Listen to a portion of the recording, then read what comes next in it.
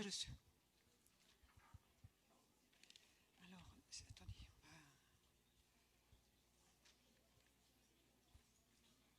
Ça a commencé? Ça a commencé? Ah.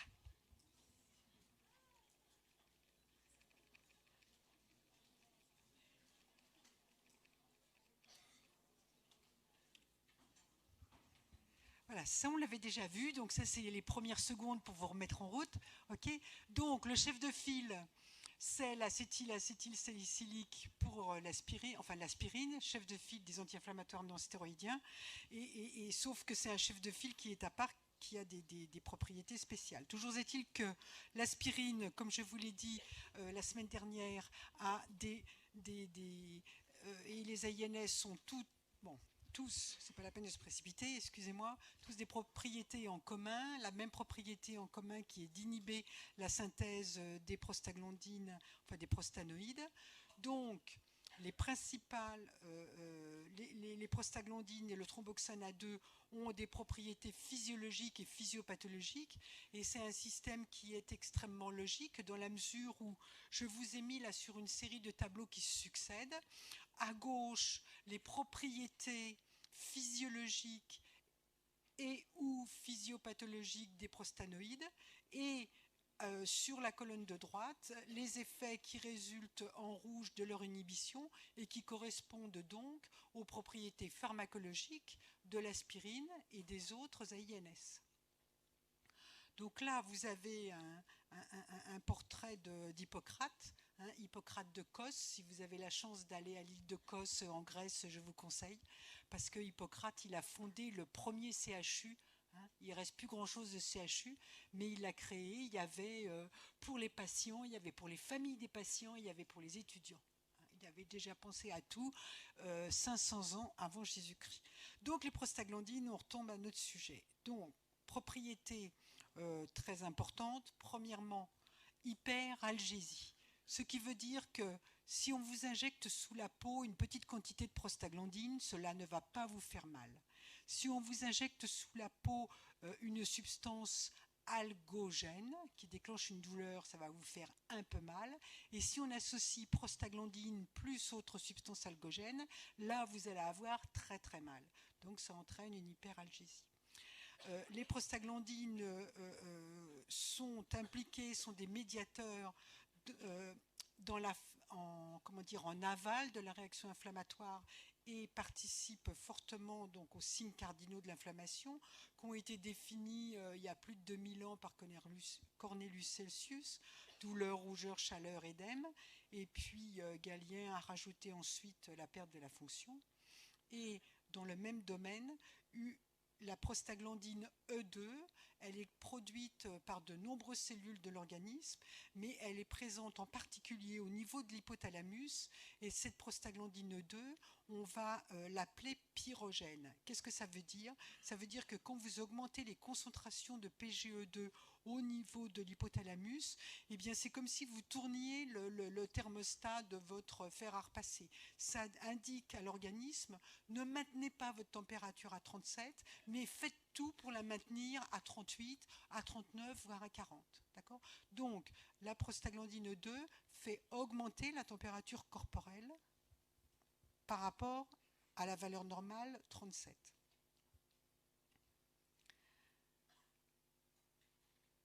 Blocage des prostaglandines, propriété antalgique, c'est évident. On va parler d'antalgie périphérique. Ça, c'est simplement par opposition aux antalgiques que sont les morphiniques qui agissent au niveau du système nerveux central. D'accord ? Mais ça agit un peu partout. Je vous ai mis entre parenthèses les posologies habituelles de l'aspirine, dont la vraie DCI, comme vous le savez maintenant, est l'acide acétylsalicylique. Et on en prend, du moment que ce n'est pas précisé, c'est bien évident qu'il s'agit de l'adulte et qu'il s'agit de la voie orale.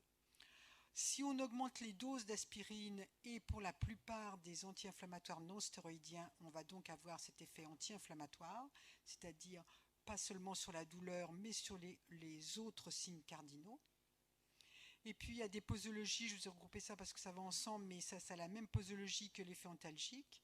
Eh bien l'aspirine et les autres INS comme l'ibuprofène que vous connaissez tous, le Brufen, l'Advil que vous connaissez d'autant mieux qu'à certaines posologies c'est en vente libre, eh bien propriété antipyrétique. Cela fait diminuer la fièvre sans induire d'hypothermie. Il faut que ce soit bien clair de ce côté-là. Donc ça, ce sont les principales propriétés pharmacologiques d'intérêt thérapeutique. Et puis il y en a une quatrième qu'il faut mettre à part et qui est un petit peu compliquée, et je vais essayer de vous en dire le minimum pour que vous compreniez ce qui se passe. L'agrégation plaquettaire, c'est un phénomène qui est très important dans l'hémostase primaire et qui sert à la coagulation, qui est absolument indispensable. Quand on n'a plus de plaquettes, le grand risque, eh bien, on est en risque d'hémorragie massive.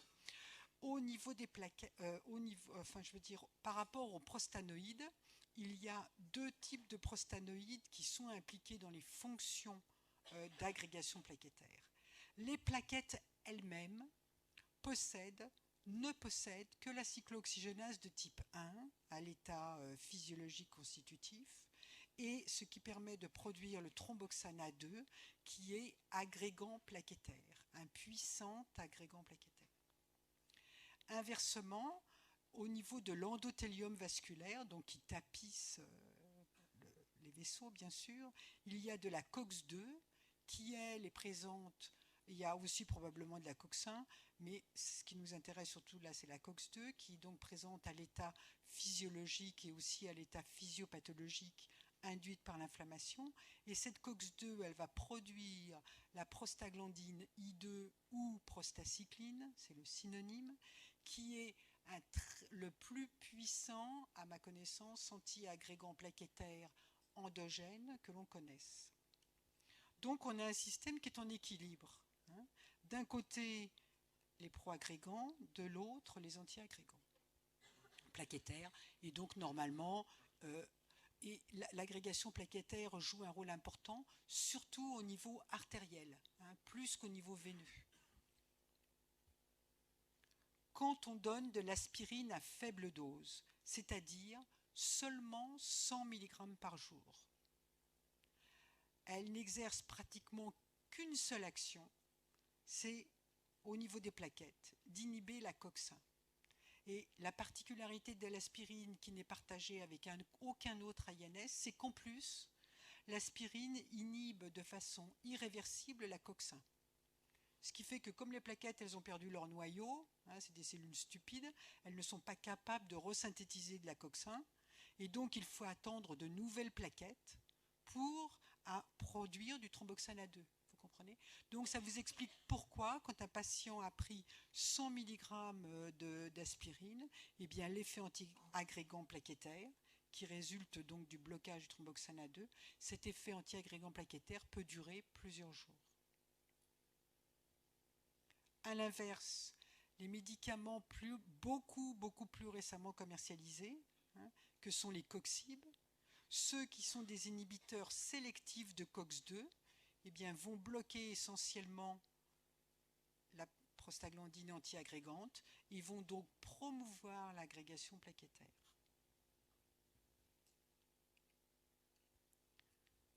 Pour compléter ce schéma, quand vous augmentez les doses d'aspirine, l'effet antalgique anti-inflammatoire, on peut avoir les deux actions, même s'il y a l'action anti-agrégante plaquettaire. Les flèches rouges, bien sûr, ça représente une inhibition, vous aviez compris. Donc, aspirine à dose moyenne ou élevée, vous avez un peu un effet éventuellement un peu anti-agrégant plaquettaire ou bien pas d'effet.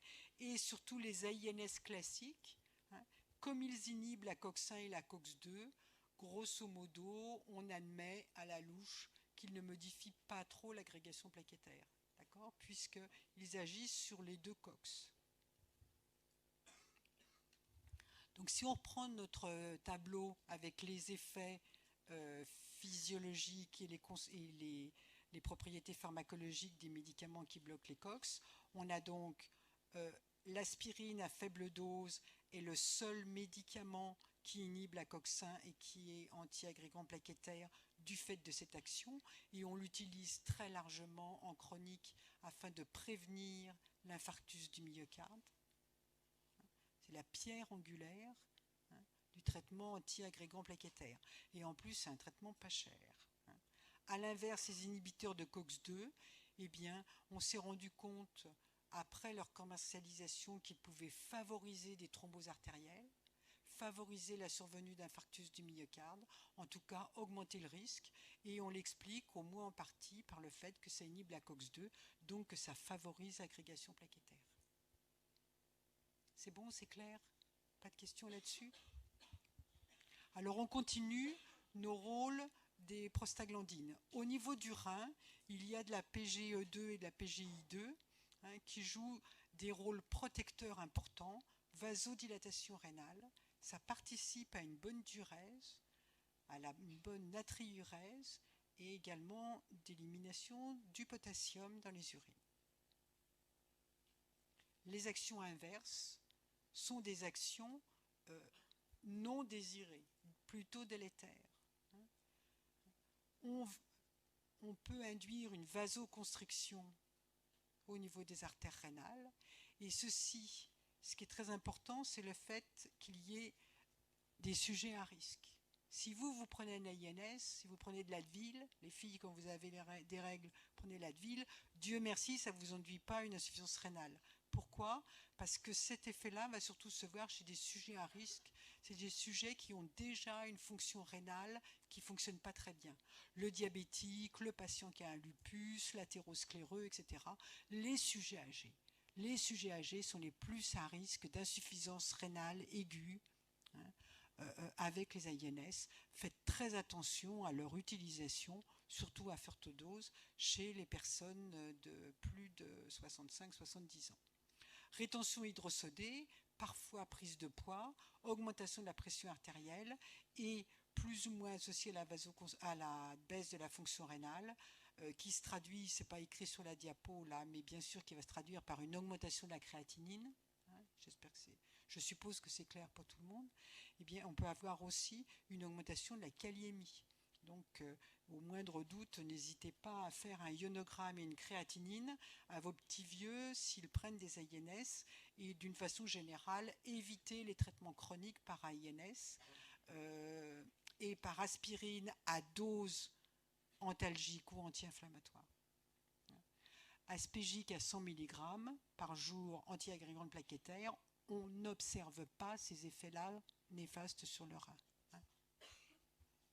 Tube digestif, ça vous le connaissez tous. Vous savez tous que les INS et l'aspirine sont toxiques pour le tube digestif. Pourquoi? Eh bien parce que les prostaglandines inhibent la sécrétion acide gastrique et surtout, elles exercent une action cytoprotectrice sur la muqueuse digestive, en particulier sur la muqueuse gastro-duodénale. Et donc quand on bloque ces prostaglandines, eh bien on va favoriser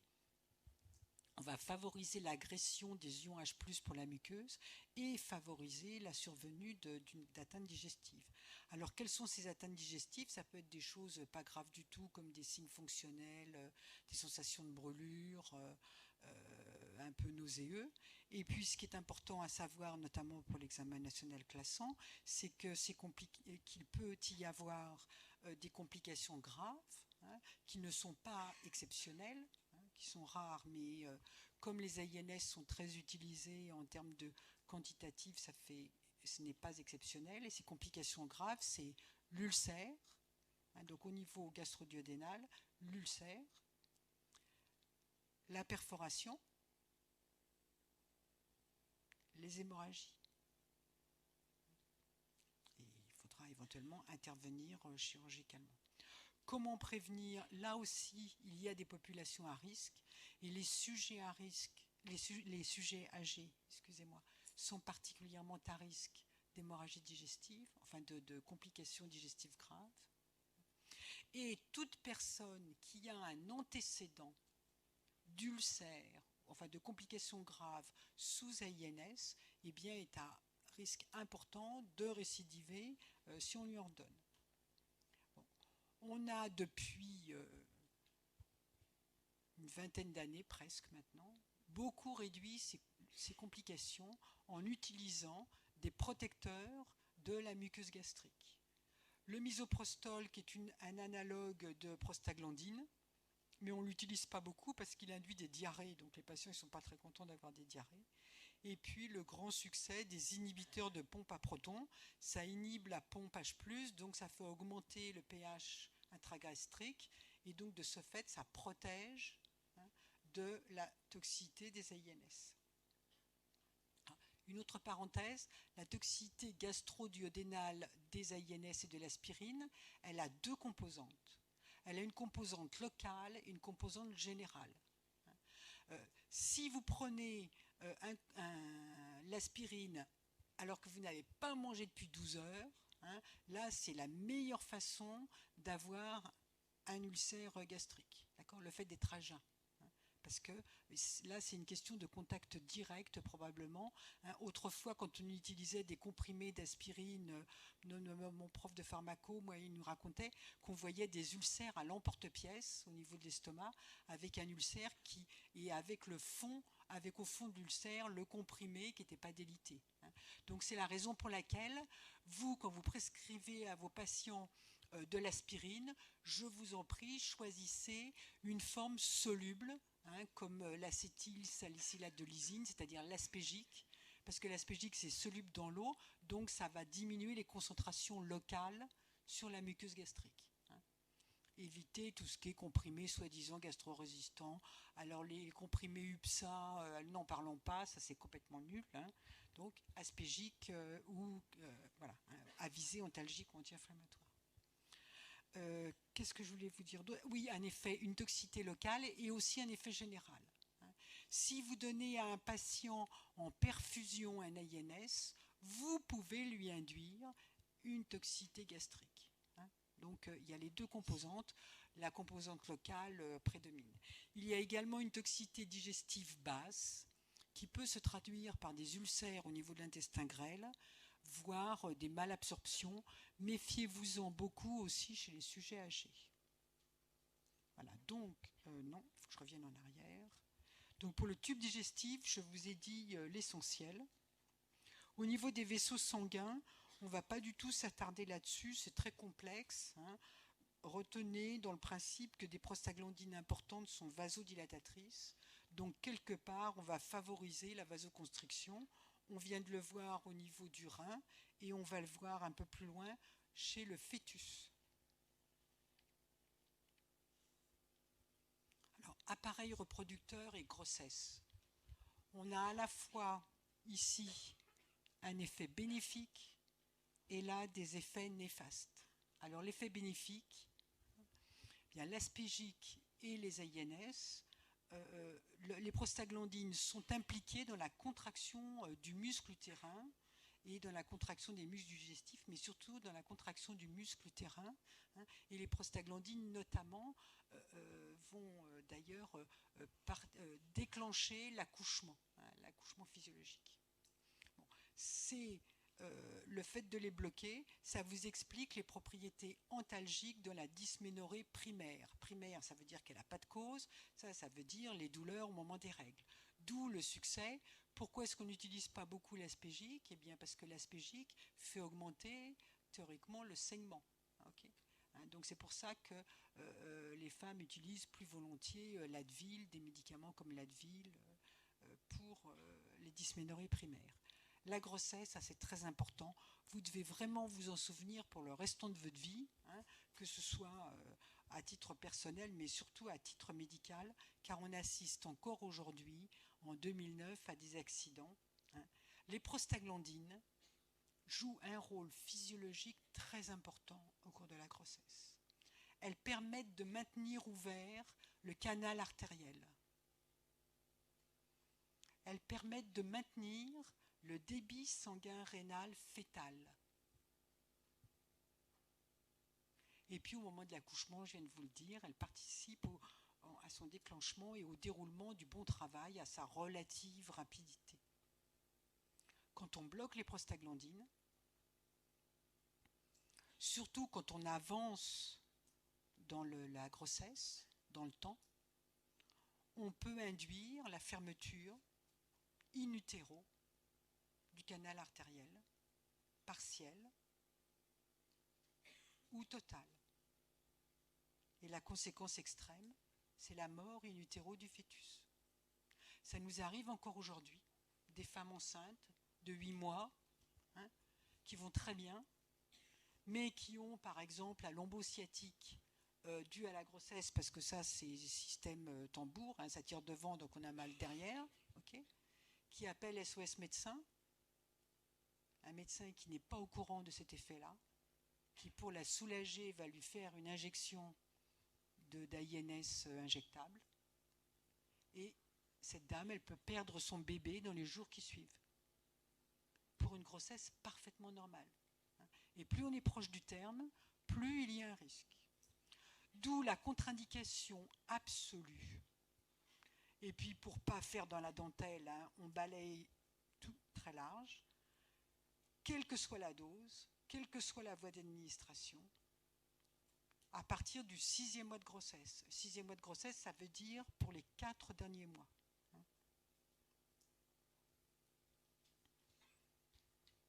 Bon, ça peut aussi induire un retard à l'accouchement, mais comme de toute façon on ne les utilise pas à ce moment-là.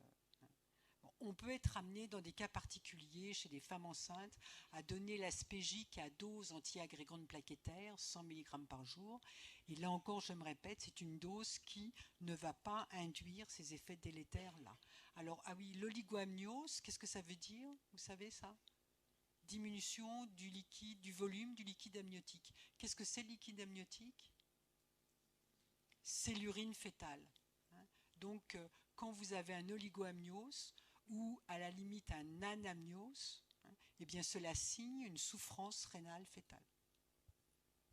Cancérologie, alors ça c'est plutôt des effets bénéfiques qui sont plus à l'étude, enfin il y a différents types d'études expérimentales et cliniques qui sont en cours.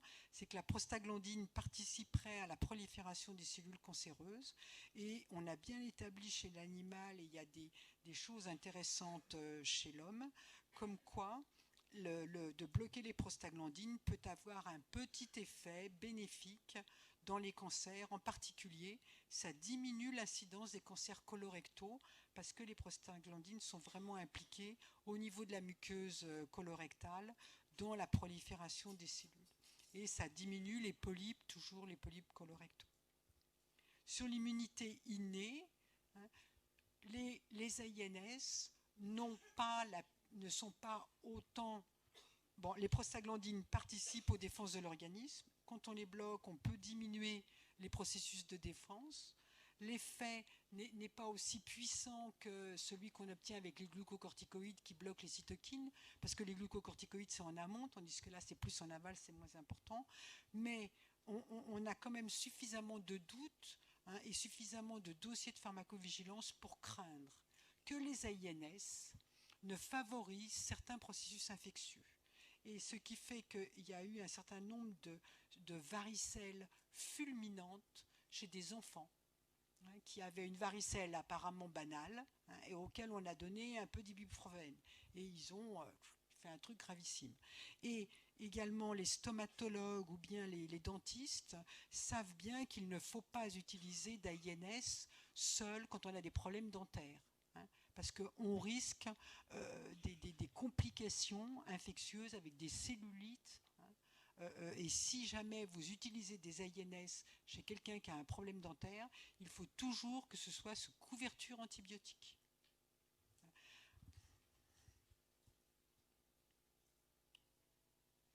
Donc là, je vous ai fait une diapo spéciale pour la grossesse, pour vous marquer les esprits, parce que c'est en vous passant le message à vous qu'on évitera des bêtises et qu'on évitera des drames, parce que même s'il n'y a qu'un seul cas en France par an, eh c'est un cas inacceptable, vous êtes bien d'accord.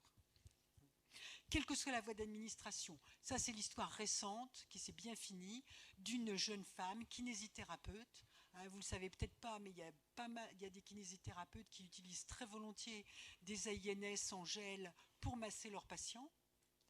Et elle massait ses patients toute la journée avec un gel, je ne sais pas si c'était Ketom ou c'était Voltaren, Emulgel, peu importe. Et elle faisait ça sans gants, pour se protéger elle. Et elle a failli perdre son bébé parce que, qu'est-ce qui s'est passé? Eh bien, elle utilisait tellement d'AINS par voie cutanée qu'il y a eu une résorption importante de l'AINS par la peau et que l'AINS a exercé un effet sur le fœtus.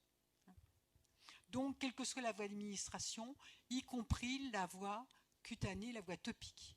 Quand vous mettez un AINS sur la peau, il y en a une grande quantité qui passe dans la circulation générale. Et il y a quelques mois, on a vu une dame qui était un petit peu bizarre dans sa tête à l'hôpital Cochin. Elle se tartinait tous les jours un tube de Voltaren sur le corps. Elle est arrivée à l'hôpital, si ça existe. Elle avait une insuffisance rénale aiguë, simplement due à l'AINS. Enfin, insuffisance rénale qui, pas vraiment aiguë, mais en tout cas, voilà. On a arrêté le Voltaren, ça s'est beaucoup amélioré. Mais elle a certainement repris ses badigeonnages quand elle est rentrée chez elle. Ça, c'est un autre problème. Bon, en conclusion des AINS. Donc là, je ne peux pas vous en dire moins sur les AINS. Vous avez compris que j'aimais bien cette classe-là. Donc je pourrais vous en parler plus longtemps, mais ça, c'est le minimum vital à savoir, parce qu'il y a tellement de gens qui en prennent qu'il faut bien tout connaître. Alors, en résumé, l'aspirine et les autres AINS, ils ont tous le même mécanisme d'action. Il en résulte donc les mêmes propriétés pharmacologiques d'intérêt thérapeutique, mais en même temps les mêmes principaux effets indésirables qu'on vient de voir. Toxicité digestive, toxicité rénale, toxicité fœtale, fœto-maternelle on va dire.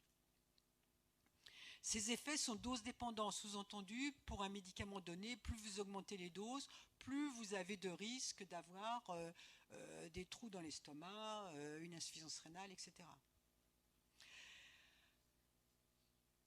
Les plus puissants anti-inflammatoires, ils marchent peut-être mieux, mais ce sont aussi les plus toxiques. Donc on ne gagne pas, on appelle ça en anglo-saxon, on n'a pas l'équivalent en français, des me-too drugs, c'est-à-dire qu'il n'y en a pas un qui semble avoir un rapport bénéfice-risque nettement plus favorable que les autres. Il y a tout de même quelques différences.